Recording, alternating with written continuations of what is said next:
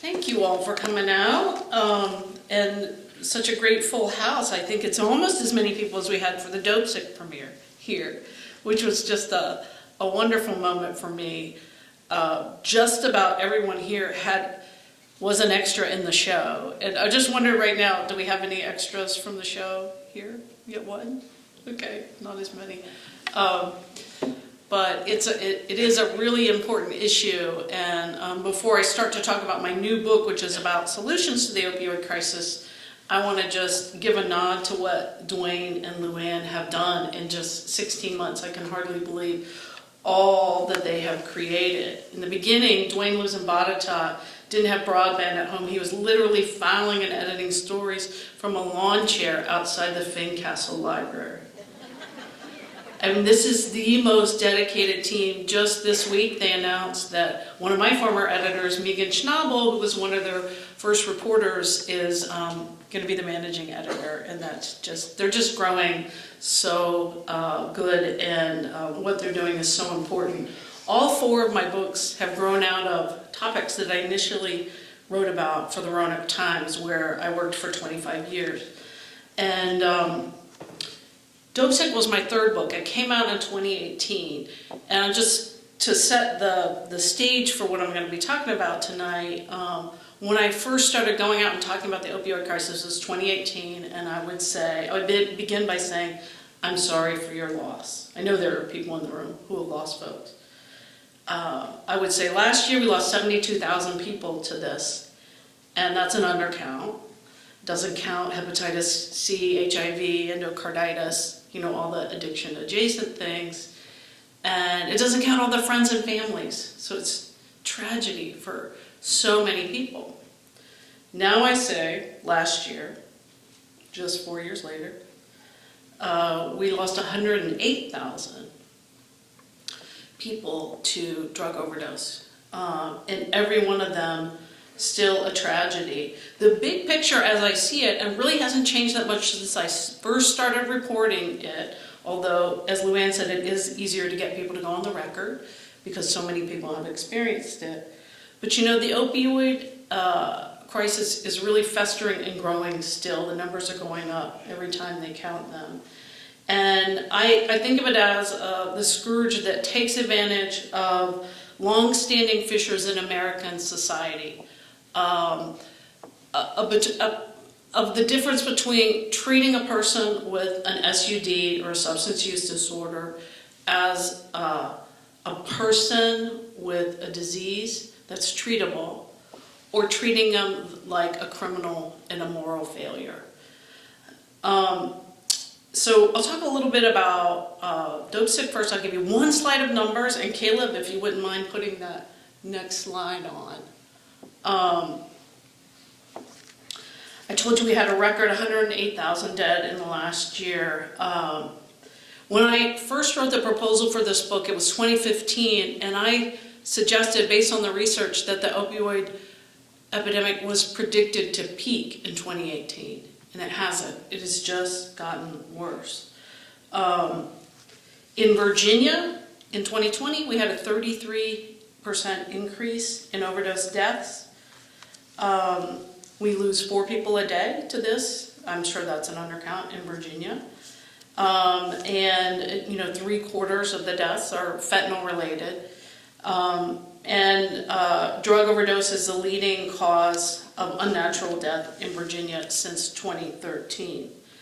I talk a lot about MAT in my new book, and that is the brand names buprenorphine, brand name is Suboxone, or methadone. These are the 2 gold standard medications for treating OUD, or opioid use disorder. Only about 20% of people with that, though, are able to access MAT, and a lot of that is because of stigma around it. Most rehabs, we all know parents who have remortgaged their house to send their kid to rehab, but most rehabs don't offer the gold standard of care. We wouldn't allow that with diabetes, for instance. We wouldn't say, no, you can't have insulin. 80% of people don't even need inpatient care. That's according to the American Society of Addiction Medicine. They're better off staying in the community, getting social supports, counseling, and getting on MAT, which is medication-assisted treatment. We now call it medicine for opioid use disorder. We know addiction is a chronic relapsing disease. It takes 4 to 5 treatment episodes over an average of 8 years for a person to get just 1 year of sobriety. And the reason I wrote this follow-up book is because with the opioid litigation funds about to come down, we're already seeing some of the distributor money being going into communities. My concern was that I didn't want the money to be wasted on same old methods of care that weren't working. And so who in the nation, particularly in rural areas, which were hit first and remain hardest hit because of the fewest resources to fight back, who is making an impact? Who are the innovators? Next slide, please. So the first person whose story I really embedded in was a young woman named Tess Henry. She was from a wealthy neighborhood, South Roanoke. Her dad was a surgeon, her mom a hospital nurse.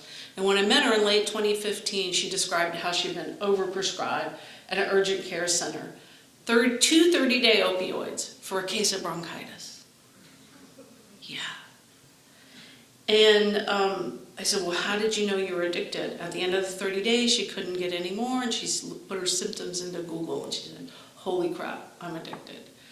And I basically watched her flip-flop between having access to her MAT and not having it. From being homeless, and sometimes she would be back home with her mother. She had an infant child that she was trying to take care of. The baby got removed. And I just saw her hit barrier after barrier. She had an older sister who had been helped a lot by AA, great program, but at the time, I think it's changed a bit, at the time they were very stigmatizing of people who were on buprenorphine. And when I would drive her to weekly NA meetings at the start of my following her, and no one would sponsor her, and that felt like daggers to her. So Tess too had believed that rehab was her best chance of getting clean. She had been to a couple, and after being on the streets, doing sex work in order to become, to not be dope sick, that's why I called the book, I wanted it to be this in-your-face thing. If people could simply get the concept of avoiding dope sickness, at the end of their journey, they're not doing it to get high, they're doing it so as not to be really sick. And if I could get that across, I knew I would have explained something. But when she got out to Las Vegas, where her grandfather had sent her to rehab, and she quickly failed out of that about 3 weeks in, then she was homeless and doing sex work on the streets of Las Vegas. And so the day after Christmas on 2017, got the phone call that I never wanted to get, which was that she had been murdered on the streets. Her body was found in a dumpster on Christmas Eve.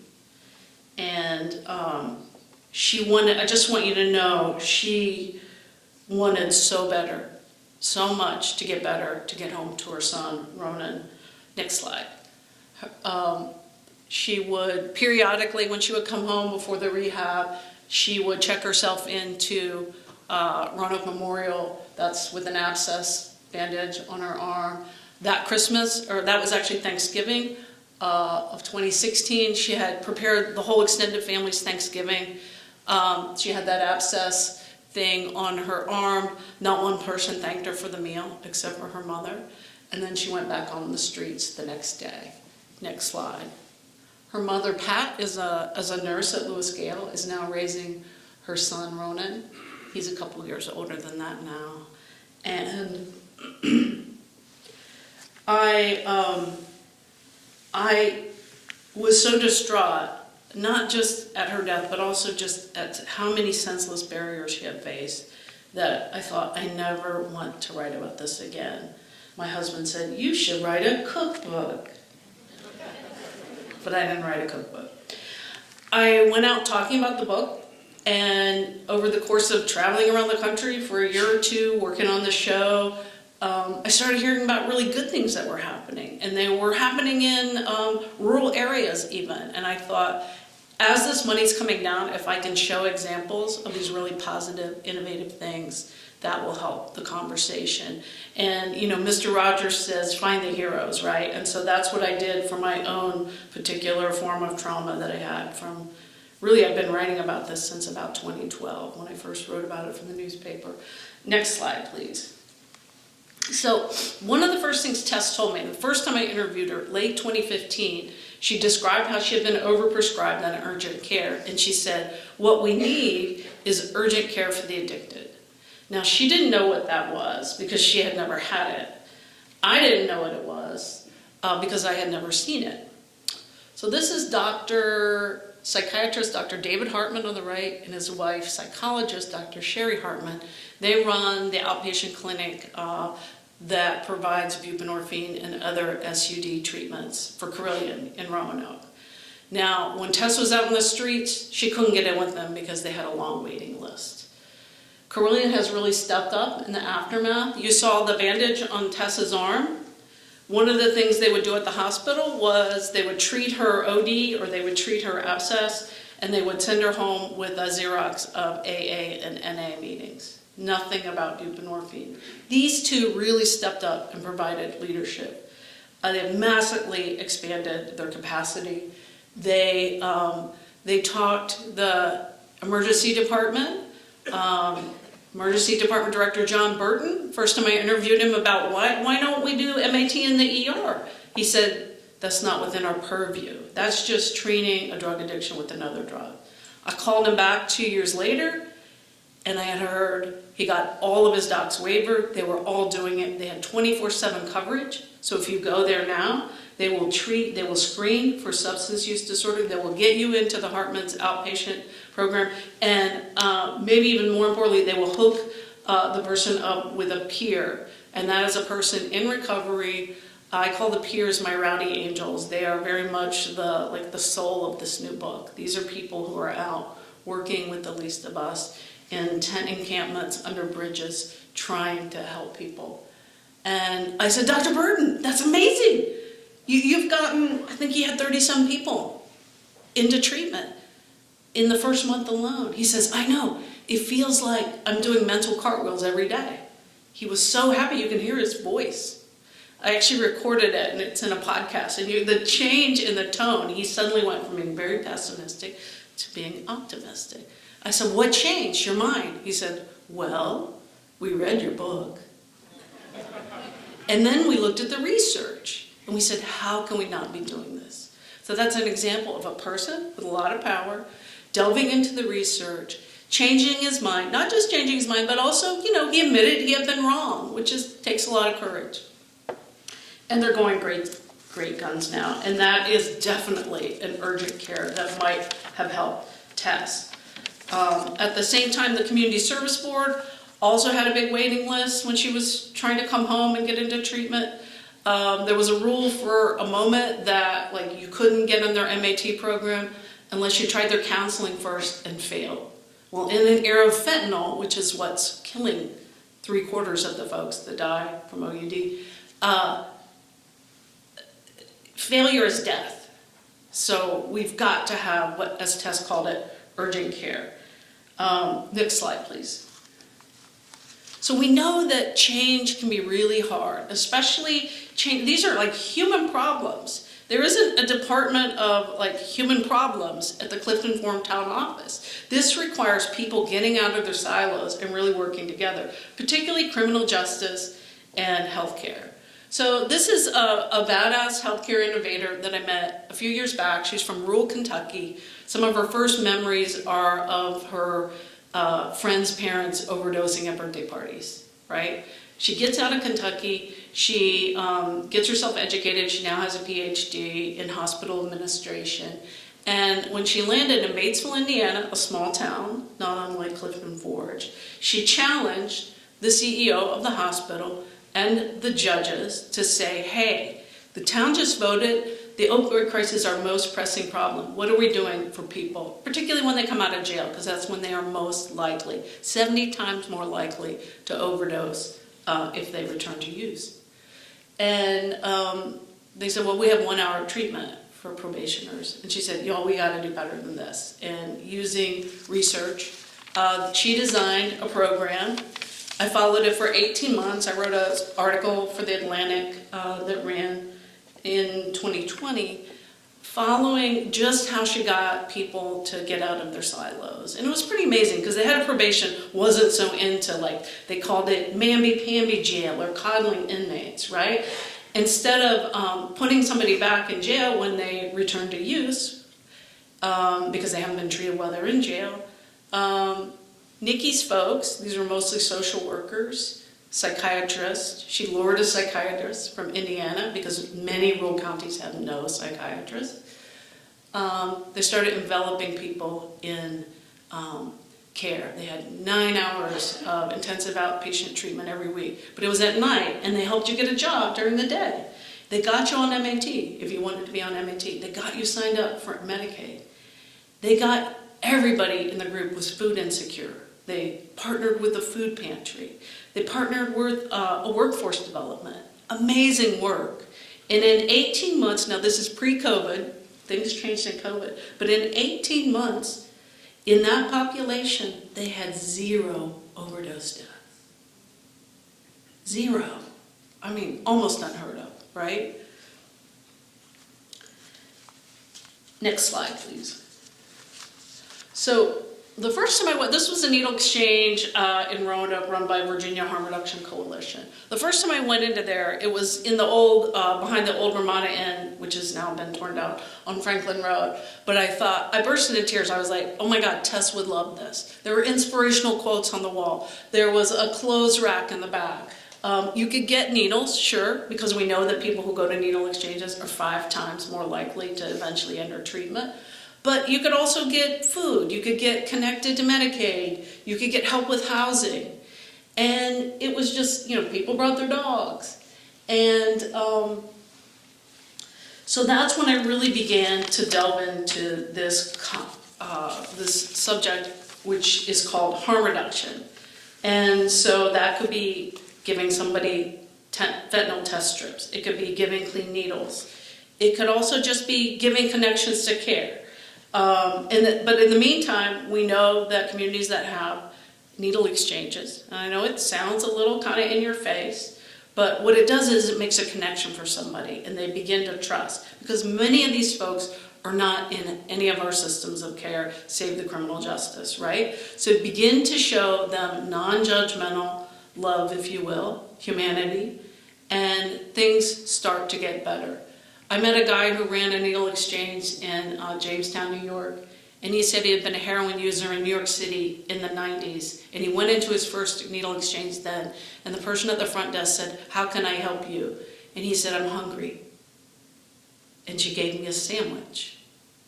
And it was a sandwich led him to keep coming back, to eventually get into treatment, went back to school. I mean, he has a master's degree and he runs a CSB type facility now. It's pretty amazing. Next slide, please. This is a wrist of a woman in Hickory, North Carolina. Her name's Reverend Michelle Mathis. She and her wife, Karen Lowe, started in 2009 what they then called the nation's only queer, biracial, faith-based harm reduction group. Say that 5 times.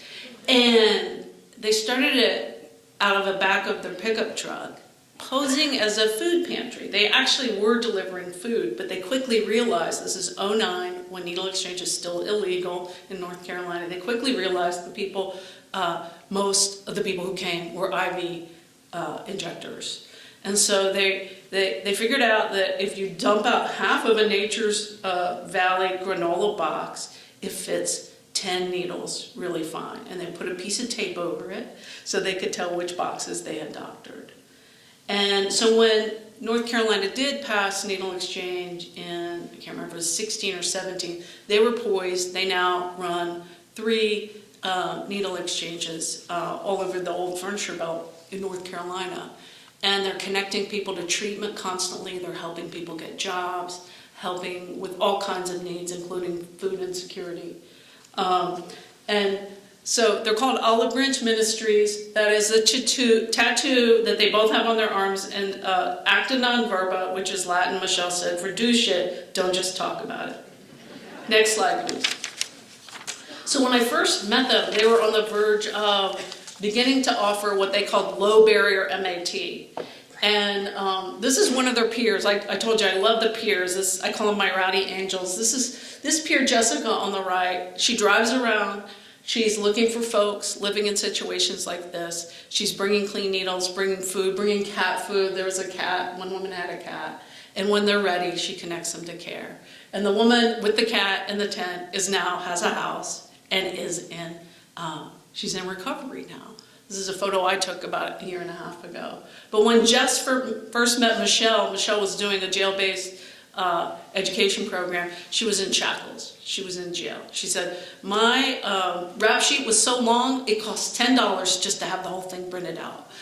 She goes, I was really good at dealing drugs. And now this is what she's dealing. She's dealing hope. She really is. She's amazing. Next slide, please.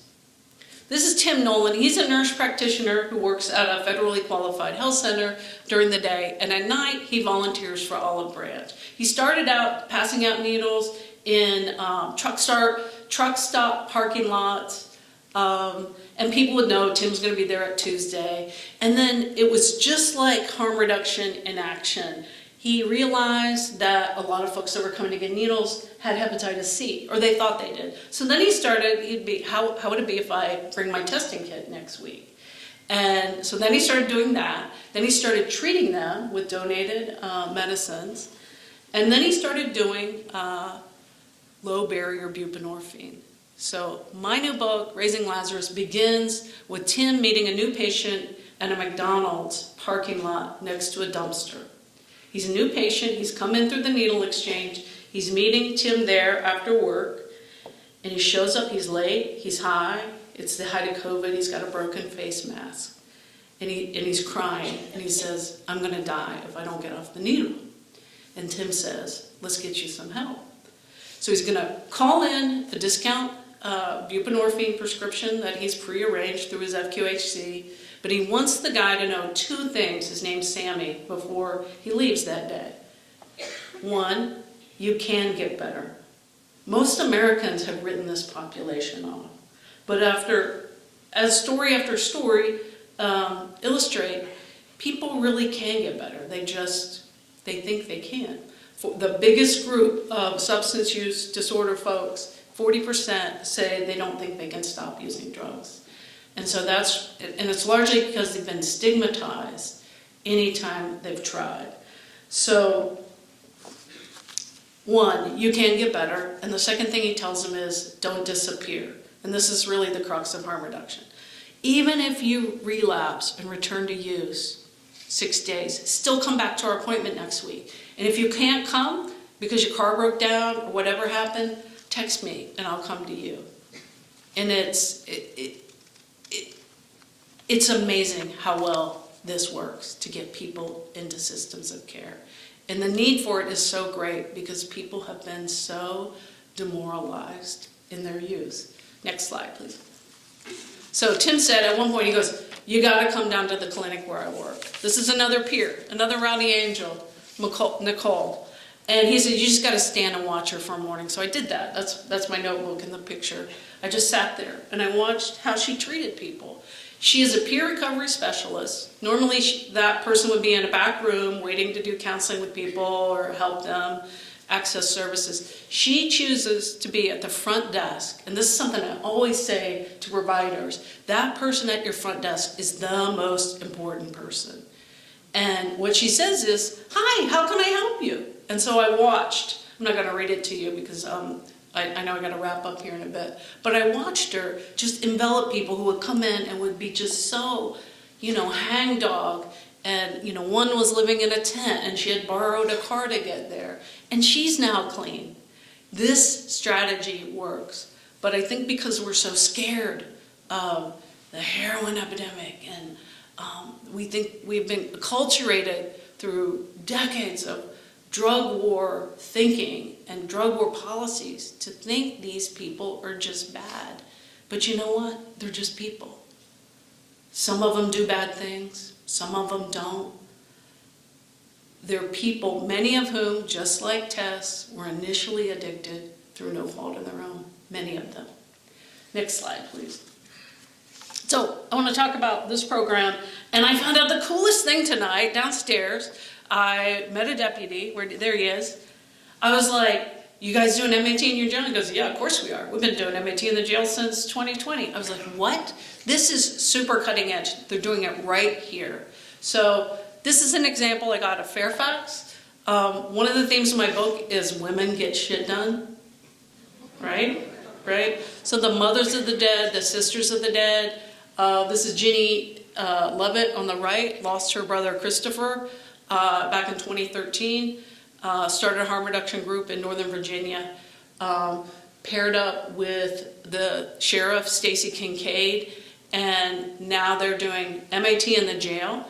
And most importantly, the peers, the Rowdy Angels, go in, and every person who is on MAT, if they want to be, they get to be counseled with the peer about that really dangerous moment of when they're getting out and make a plan together.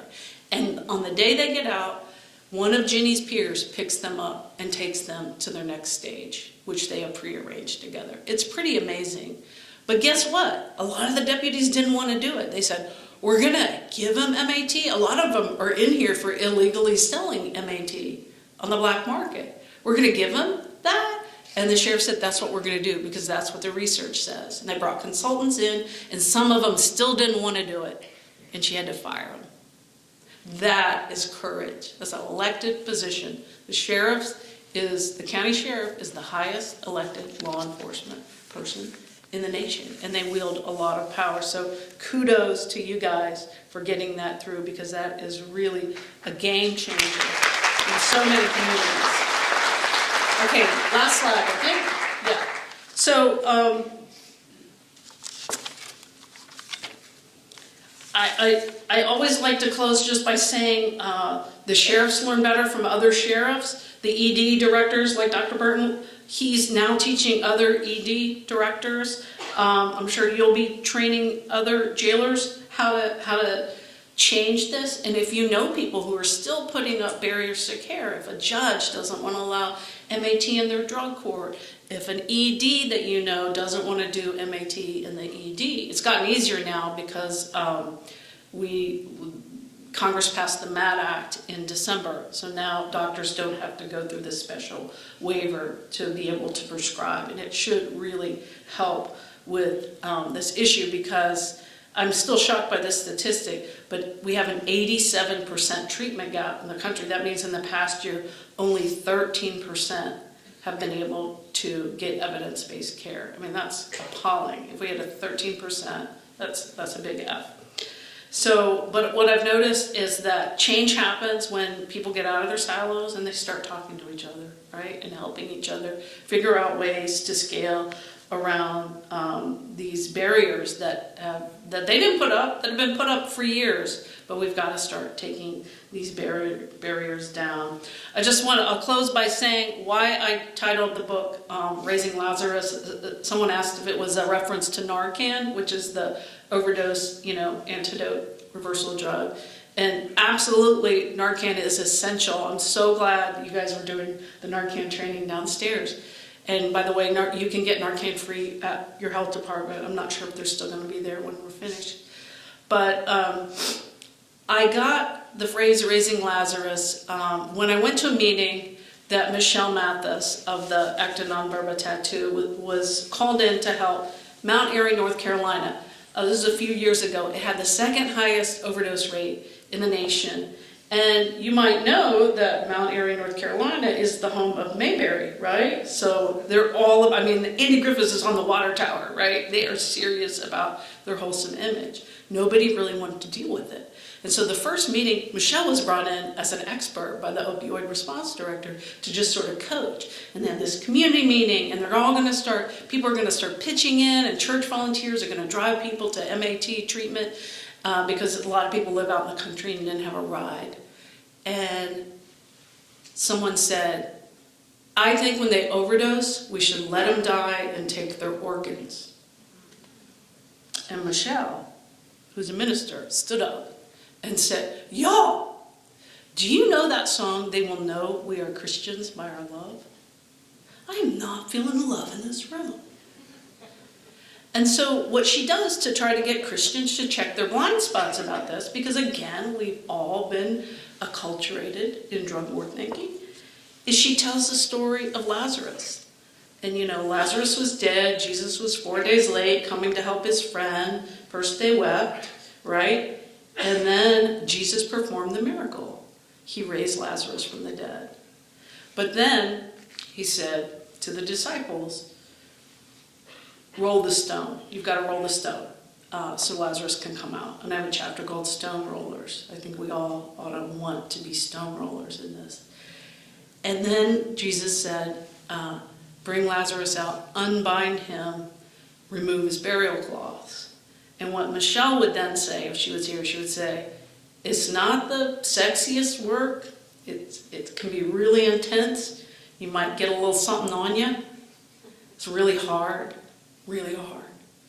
But only by getting close to the ground of this issue can you experience the miracle of raising Lazarus. And I love that story. And so thank you for coming. And I think we're going to have a panel discussion now. But thank you, Luann and Dwayne.